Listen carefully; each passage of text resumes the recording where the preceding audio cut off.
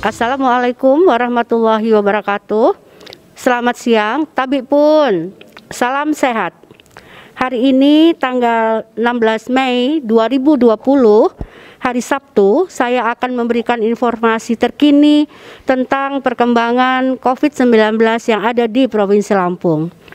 Saat ini Provinsi Lampung mempunyai ODP 3.103 orang, yang sudah selesai pemantauan selama 14 hari ada 3.002 orang, dan yang masih dalam status dipantau itu ada 98 orang, dan ada 3 ODP kami yang meninggal dalam status ODP. Selanjutnya pasien dalam pengawasan saat ini berjumlah 95 orang, di mana yang berada di ruang isolasi ada 16 orang dan 62 orang itu sudah sembuh dalam arti negatif untuk COVID-19, dan yang meninggal dalam status ODP ada 17 orang. Untuk pasien yang terkonfirmasi COVID-19 saat ini di Provinsi Lampung berjumlah 16 orang, di mana yang masih berada di ruang isolasi di beberapa rumah sakit rujukan di Provinsi Lampung ada 35 orang, yang meninggal 5 orang, dan yang sembuh alhamdulillah hari ini 26 orang, berarti bertambah 4 orang dari yang kemarin. Selanjutnya ada yang bertanya, berapa jumlah swab yang diperiksa oleh Labkesda selain 23 sampel, apakah ada penambahan? Nah, ini saya ingin menjelaskan jumlah swab yang diperiksa di Labkesda sampai dengan tanggal 15 Mei 2020 sejumlah 27 sampel. Dari 18 orang termasuk ada OTG dan PDP, dan juga bukan banyak yang bukan kasus baru. Jadi ada yang pemeriksaan yang kedua dan ketiga. Setelah itu ada penambahan lagi 1 sampel pada hari ini masih dalam proses pemeriksaan. Bagaimana hasil swab terhadap 10 sampel yang dikirim ke Labkesda? Hasil swabnya dari 14 sampel dari 10 orang. Ya, jadi dalam hal ini kita tidak bisa satu pasien satu sampel. Kadang satu pasien bisa diambil 2 kali pada waktu yang bersamaan pada 1 orang. Yang dikirim ke Labkesda 1 sampel itu ada yang positif, tetapi kasus lama. Nah, ini yang ingin saya sampaikan, untuk melihat seorang kasus positif konfirmasi daripada COVID-19, tentu kita harus menswab kembali setelah 14 hari untuk melihat hasilnya. Seseorang dikatakan sembuh tatkala hasil swab itu negatif, harus 2 kali pemeriksaan baru dikatakan sembuh dan baru diizinkan pulang oleh dokter penanggung jawabnya. Selanjutnya mohon informasi, apakah ada benar pasangan suami istri di Pesawaran yang merupakan tenaga medis di puskesmas dibawa ke rumah sakit Pingsewu karena diduga COVID-19. Dalam hal ini saya memberikan informasi bahwa itu benar adanya pasangan suami istri dari Pesawaran yang merupakan tenaga medis di salah satu puskesmas dan dibawa ke rumah sakit umum daerah Pringsewu karena diduga COVID-19. Nah, pasangan suami istri tersebut adalah orang tanpa gejala. Jadi dari pasien nomor 43 konfirmasi COVID-19 yang saat ini sudah sembuh. Jadi hasil tracing juga. Sang suami kerja di Rumah Sakit Umum Daerah Pringsewu dan waktu itu dilakukan rapid test, hasilnya adalah non-reaktif. Istri kerja di puskesmas di Pesawaran, ya, dan rapid testnya reaktif kalau istrinya. Keduanya sudah melaksanakan isolasi mandiri di rumah. Istri diisolasi terpisah dengan suami dan sudah diambil swab. Suami diisolasi di rumah dan tidak diambil swab. Jadi dalam hal ini ingin saya sampaikan, pasien 2 orang ini adalah belum konfirmasi positif, baru dilakukan pemeriksaan RDT. Jadi baru melakukan rapid test, tapi sudah karena dia ada kontak dengan pasien kami nomor 43, jadi melakukan isolasi mandiri sambil menunggu hasil swabnya nanti datang. Selanjutnya adalah ada pertanyaan bagaimana prosedur mengeluarkan surat keterangan sehat, apakah ada biayanya? Kami di Dinas Kesehatan Provinsi Lampung memang membantu semua masyarakat yang mempunyai atau membawa surat tugas, baik ASN maupun dari pegawai swasta, membawa surat tugas resmi dari perusahaannya yang ditap dan ditandatangani oleh kepalanya untuk dibawa ke kami di Dinas Kesehatan Provinsi. Lalu kami lakukan pemeriksaan administrasi dulu tentunya apakah benar ini perjalanan dinas, karena kami tidak melayani mudik dan tidak melayani pulang kampung. Jadi dalam surat tugasnya harus tertera dia perjalanan dinas keluar kota daripada luar Lampung ini apa tujuannya, itu harus jelas tertulis. Setelah itu administrasinya beres, baru kami lakukan rapid test. Nah, seandainya rapid testnya non reaktif dalam arti negatif, baru kami memberikan surat keterangan untuk perjalanan atau bebas COVID-19. Kalau seandainya terjaring rapid testnya positif, kami edukasi langsung orang tersebut untuk melakukan isolasi mandiri di rumah. Langsung juga kami lakukan pemeriksaan swab terhadap orang tersebut, dan sambil menunggu hasil pemeriksaan swab pasti dia harus isolasi mandiri.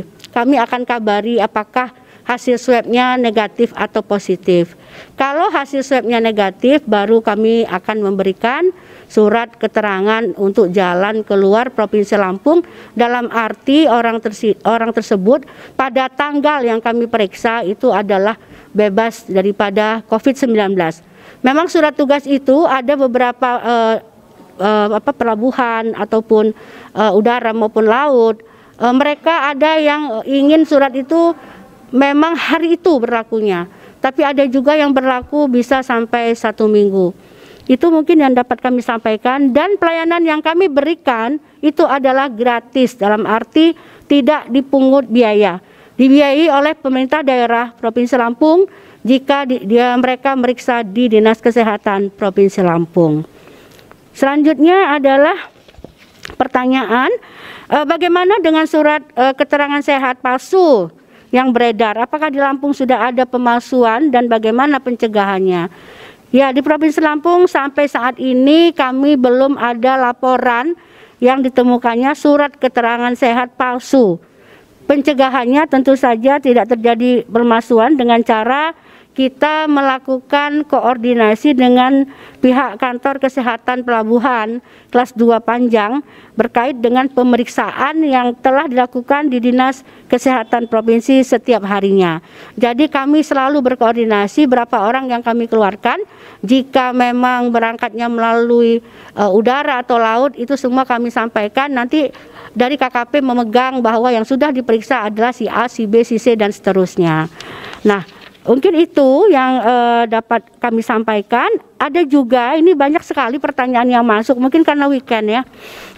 Selanjutnya ada pasien konfirmasi positif yang sembuh. Alhamdulillah ada 3 orang itu penambahan ya dari tulang bawang barat. Ya, yang satunya adalah dari Lampung Selatan. Jadi 3 dari tulang bawang barat dan 1 dari Lampung Selatan. Selanjutnya, terakhir mungkin saya ingin mengutip dari Ketua Gugus Pusat COVID-19, Letjen Doni Monardo, di mana beliau mengatakan PSBB bukan lagi menjadi prioritas. Untuk memutus rantai penularan yang paling utama adalah kepatuhan atau disiplin daripada semua pihak, baik masyarakat dan juga penyelenggara negara, untuk melakukan protokol kesehatan mulai dari pemerintah pusat sampai dengan tingkat RT dan RW. Hasil kajian daripada gugus tugas menunjukkan ada daerah yang tidak menerapkan PSBB, namun angka penyebaran COVID-nya cukup rendah. Sedang baliknya, ada daerah yang menerapkan PSBB, tidak sukses menekan rantai penularan virus COVID-19. Jadi walaupun diakui mayoritas wilayah memang PSBB lebih bagus, namun ada sebagian yang tidak sukses. Kepatuhan terhadap protokol kesehatan antara lain, saya mengingatkan kembali, kita harus selalu memakai masker, maskerku untukmu, maskermu untukku. dan juga tetap menjaga physical distancing minimal jarak 1 meter, menghindari kerumunan, sering-sering mencuci tangan di air yang mengalir dengan sabun, dan juga memakai hand sanitizer, dan tidak memegang mata, hidung, dan mulut sebelum kita cuci tangan. Dan disiplin memenuhi protokol kesehatan dan tentu juga harus konsisten disiplin tersebut kita lakukannya. Insya Allah secara cepat kita bisa mengakhiri pandemi global COVID-19 ini khususnya di Provinsi Lampung. Itu yang dapat saya sampaikan. Terima kasih. Wabillahi taufiq wa hidayah. Wassalamualaikum warahmatullahi wabarakatuh. Assalamualaikum warahmatullahi wabarakatuh. Dari Posko Satgas Terpadu Penanganan COVID-19 Provinsi Lampung, Sabtu 16 Mei 2020, perlu kami sampaikan hal-hal sebagai berikut. Pemerintah Provinsi Lampung pada hari ini Sabtu tanggal 16 Mei 2020 kembali menerima kepulangan 13 orang pekerja migran Indonesia atau PMI non-prosedural mandiri asal Provinsi Lampung dari negara penempatan Malaysia melalui Pontianak yang dilanjutkan ke Semarang via laut untuk selanjutnya menuju ke Lampung. Ke-13 PMI tersebut terdiri atas 10 orang berasal dari Kabupaten Lampung Timur, sebanyak 2 orang berasal dari Kabupaten Pesawaran, dan 1 orang berasal dari Lampung Barat. Telah tiba di Wisma Haji Lampung pukul 09.30 waktu Indonesia bagian Barat, diterima oleh petugas dari Disnaker Provinsi Lampung dan BP 2MI Lampung serta relawan PPLP 2MI Lampung. Ke-13 PMI tersebut telah diperiksa kesehatannya dan dilakukan rapid test oleh KKP Pontianak, Semarang, dan Bakauheni Lampung, dan kesemuanya dinyatakan sehat dan non-reaktif COVID-19. Pada hari Jumat, tanggal 15 Mei 2020, BPBD Provinsi Lampung telah menyerahkan bantuan yang bersumber dari bantuan BNPB, dunia internasional, kementerian, dan swasta dalam negeri kepada Satgas Terpadu Gugus Tugas Penanganan COVID-19 Provinsi Lampung. Bantuan berupa sejumlah barang logistik untuk penanganan COVID-19 di Provinsi Lampung, antara lain hand sanitizer, disinfektan wipes, wash gloves, antiseptik, hazmat atau APD, gaun, masker medis, dan sarung tangan medis.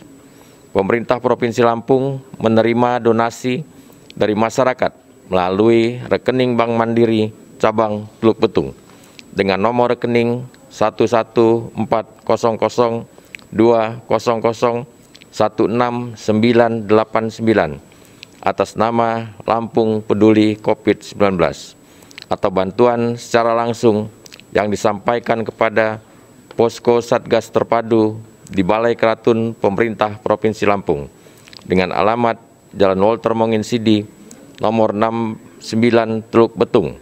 Untuk selanjutnya, donasi tersebut akan disampaikan kepada masyarakat yang berdampak COVID-19. Bagi umat Islam, kami mengucapkan selamat menjalankan ibadah di bulan Ramadan. Jadikan rumah sebagai tempat kegiatan ibadah selama Ramadan. Kami menghimbau untuk pakai masker, di rumah saja, jaga jarak, hindari kerumunan, cuci tangan, jaga diri, jaga keluarga, dan jangan mudik. Terima kasih. Wassalamualaikum warahmatullahi wabarakatuh.